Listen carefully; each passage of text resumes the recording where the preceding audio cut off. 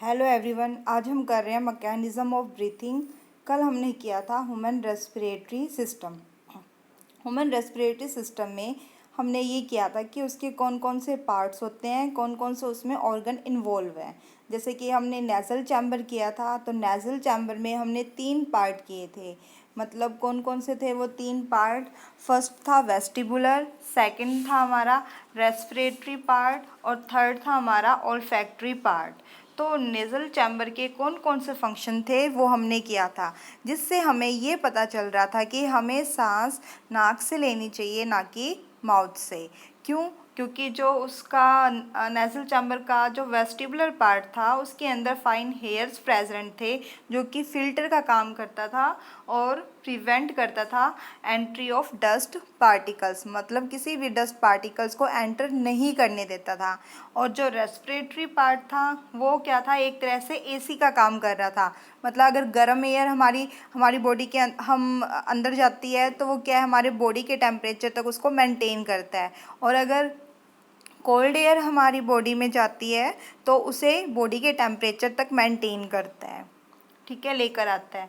और olfactory part जो था वो क्या कर रहा था, स्मेलिंग का काम कर रहा था। और ऐसा मतलब जो वेस्टिबुलर पार्ट है और जो रेस्पिरेटरी पार्ट जो फंक्शन करते हैं, जो रोल है उनका, ऐसा कहीं पे भी हमारे माउथ में ऐसा सिस्टम नहीं है। इस वजह से कहते हैं कि हमें सांस जो है नोज़ से लेना चाहिए, ना कि माउथ से। आई होप आप इतना समझ गए होंगे। आज हम करते हैं मैकेनिज़्म ऑफ ब्रीथिंग, कैसे ब्रीथिंग प्रोसेस होती है उसके बारे में पढ़ेंगे, ठीक है। तो breathing involves 2 stages, inspiration during which atmospheric air is drawn in and expiration by which the alveolar air is released out.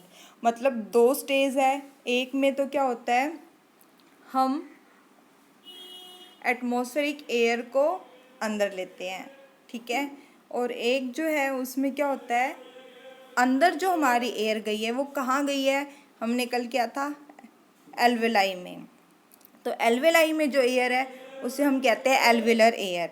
तो एक सिस्टम में 2 स्टेज है। फर्स्ट स्टेज में air is drawn in and जो सेकंड स्टेज है वहाँ पे क्या है, एयर रिलीज्ड आउट। मतलब हमारे एल्वेलर एयर बाहर आती है, हमारी बॉडी से बाहर एटमॉस्फेयर में आ रही है, ठीक है। The movement of air into and out of the lungs is carried out by creating pressure gradient between the lungs and the atmosphere. ये कह रहे हैं कि जब हमारे लंग्स में और एटमॉस्फेयर में एक प्रेशर क्रिएट होता है तब जाके क्या है, हमारी अंदर की एयर जो है रिलीज आउट होती है और बाहर की एयर को हम इन ड्रॉन इन अंदर लेते हैं, ठीक है।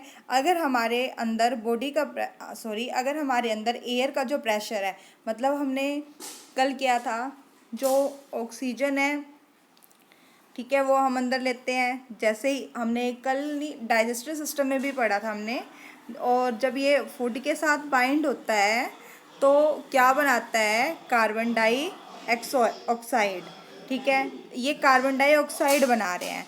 तो ये जो कार्बन डाइऑक्साइड जो बना था, कार्बन डाइऑक्साइड, तो वो हमारी बॉडी के अंदर ज़्यादा बना है as compared to atmospheric air.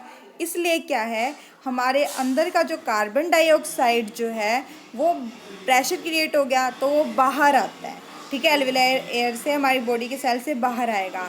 अब ऑक्सीजन यूज़ हो रही है, ठीक है, कार्बन डाइऑक्साइड प्रोड्यूस हो रही है और कुछ एनर्जी निकल रही है। अब तो ऑक्सीजन अंदर कंज्यूम हो चुकी है, कम हो गई है, तो इसका मतलब क्या है, एटमॉस्फेरिक एयर में जो ऑक्सीजन है वो ज़्यादा है, तो इसका मतलब क्या है, हम उसे ड्रॉ इन कर रहे हैं, ठीक है, अंदर ले रहे हैं।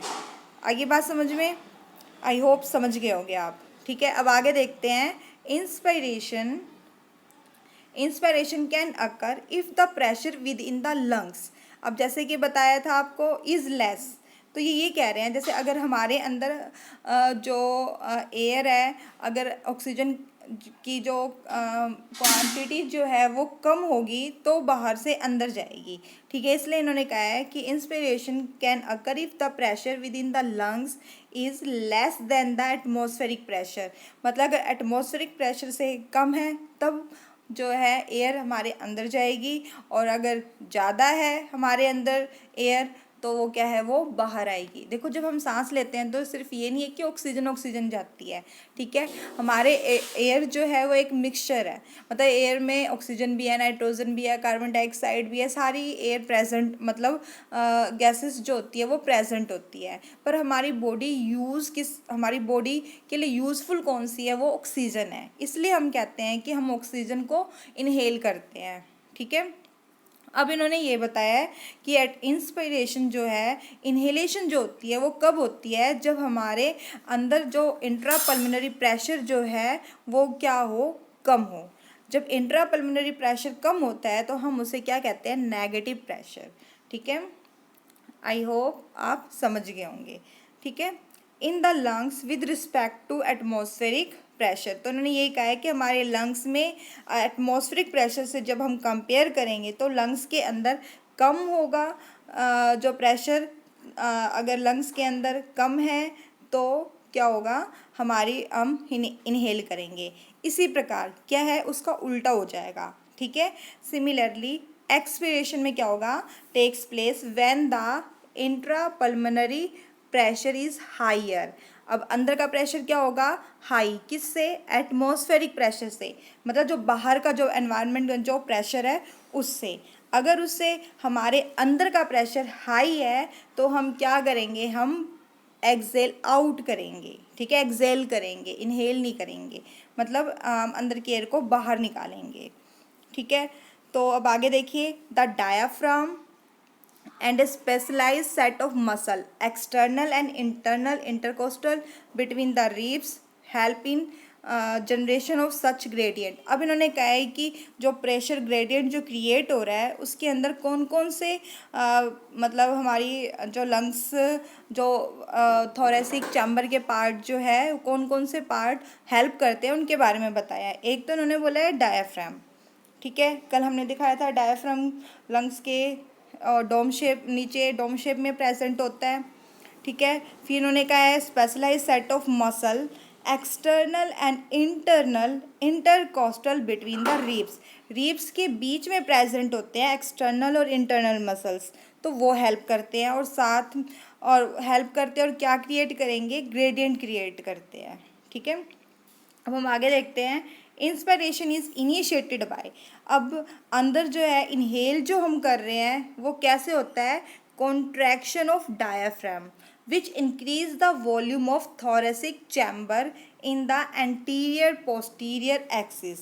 क्या होता है, जब हम अंदर लेते हैं एयर तब हमारा डायाफ्राम जो है वो कॉन्ट्रैक्ट करता है, ठीक है। जैसे कि आप यहाँ देख रहे हैं तो यहाँ जो है ये डायाफ्राम है, ठीक है।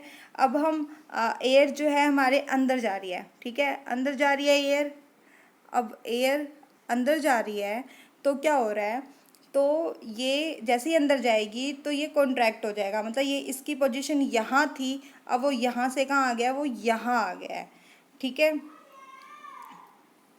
जिसकी वजह से क्या है, अब ये एंटीरियर पोर्शन हो गया और ये था पोस्टीरियर पोर्शन, तो ये क्या हो गया, ये इंक्रीज़ हो गया वॉल्यूम इसका यहाँ से, ठीक है। तो इन्होंने यही बताया है, जब हम इनहेल करते हैं तो हमारा अंदर का जो वॉल्यूम जो है वो क्या हो जाता है, वो ज़्यादा हो जाएगा, ठीक है। अब देखते हैं आगे क्या बोल रहे हैं ये,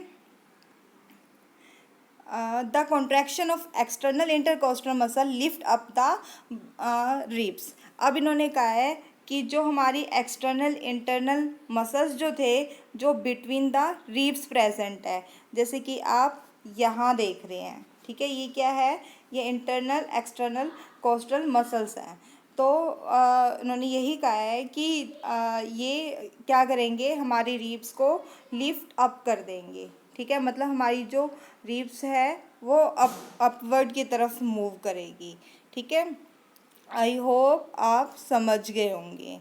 तो देखो यहाँ पे हम देख सकते हैं कि एक्सटर्नल बाहर की साइड प्रेजेंट है, ठीक है, और जो इंटरनल कोस्टल मसल्स है वो अंदर की साइड होते हैं, तो उसको इंटरकोस्टल मसल्स कह रहे हैं। तो आप एक बार दोबारा देखिए, जब हम एटमॉस्फेरिक एयर से ड्रॉ इन कर रहे हैं, मतलब इनहेल करते हैं एयर को, तब क्या होता है, हमारा डायाफ्राम जो होता है वो कॉन्ट्रैक्ट होता है और एंटीरियर और पोस्टीरियर जो वॉल्यूम होगी वो इंक्रीज़ हो जाएगी, और जो एक्सटर्नल इंटरनल कोस्टल मसल जो है वो हमारी रिब्स को अप करेगी, अपवर्ड की तरफ मूव करेगी, ठीक है, मूव अप हो जाएगा। आई होप आप इतना समझ गए होंगे, ठीक है। अब हम आगे देखते हैं। तो sternum causing an increase in the volume of the thoracic chamber in dorso ventral axis. देखिए अब यहाँ पे क्या हुआ था, अब जैसे ये रिब्स को अपवर्ड की तरफ मूव करेंगे, तो जो डायाफ्राम जो है वो मतलब थोड़ा आगे की साइड हो जाएगा, ठीक है। जैसे कि यहाँ पे ये जो डैश डैश में जो ये दिखाई दे रहा है उसकी पोजीशन चेंज हुई है, वो दिखा रखा है इन्होंने, ठीक है। तो उससे क्या होगा, जो डोर्सल मतलब हमारा ये वाला जो वॉल्यूम जो होगा वो क्या हो जाएगा, इंक्रीज़ हो जाएगा, ठीक है। आई होप आप ये इतना समझ गए होंगे। तो हम आगे देखते हैं। तो इन्होंने यही कहा है, ये इन्हेलेशन के बारे में बताया है कि कैसे वॉल्यूम इंक्रीज़ हो रहा है, ठीक है।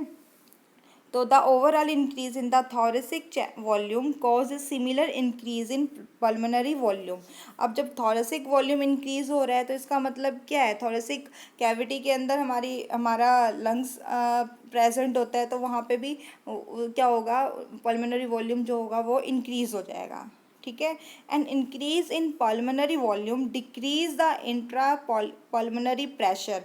अब वॉल्यूम इंक्रीज हो रहा है, मतलब एयर की जो मात्रा जो है वो इंक्रीज हो रही है, उसकी वजह से क्या है, प्रेशर थोड़ा सा डिक्रीज होगा as compared to less than the atmospheric pressure. फिर क्या होगा, which force the air from outside to move into the lungs. और फिर क्या होगा, हम मतलब बाहर से एयर जो है वो हमारी अंदर की साइड आ जाएगी, ठीक है। तो इस प्रोसेस को हम क्या बोल देते हैं, इंस्पिरेशन बोल देते हैं, ठीक है। तो ये हमारा इंस्पिरेशन था, और अब हम आगे हमारा जो है वो एक्सपिरेशन करेंगे, वो भी बिल्कुल सेम वैसा ही है, ठीक है। रिलैक्सेशन ऑफ द डायाफ्राम, उसके अंदर क्या हुआ था, कॉन्ट्रैक्ट हुआ था, अब क्या होगा, डायाफ्राम जो है वो क्या हो जाएगा, रिलैक्स हो जाएगा, ठीक है। डायाफ्राम जो है वो रिलैक्स हो जाएगा, और जो इंटरकोस्टल मसल जो थी उसमें क्या हुआ था, अप कर रही थी, ठीक है, रिब्स को, तो ये क्या कर देंगे, रिटर्न कर देंगे, बिल्कुल उसका जस्ट अपोजिट काम करेंगे। और स्टर्नम अपनी पोजीशन चेंज कर रहा था, वो क्या हो जाएगा, अपनी नॉर्मल पोजीशन में आ जाएंगे। उसके अंदर थोरेसिक वॉल्यूम इंक्रीज हो रहा था, तो इसमें क्या हो जाएगा, रिड्यूस हो जाएगा, ठीक है। और फिर इस प्रकार क्या है, जो प्रेशर जो होगा वो इंट्रापल्मोनरी में इंक्रीज होगा एटमॉस्फेरिक मतलब प्रेशर से, और वो क्या हो जाएगा, हमारे लंग्स से बाहर चला जाए, एयर जो है बाहर चली जाएगी, एक्सपल्स कर देंगे, ठीक है, expulsion of air from the lungs. इसी प्रोसेस को हम एक्सपीरेशन बोल देते हैं, ठीक है। आई होप आप इतना समझ गए होंगे अच्छी तरह से। अब हम आगे देखते हैं।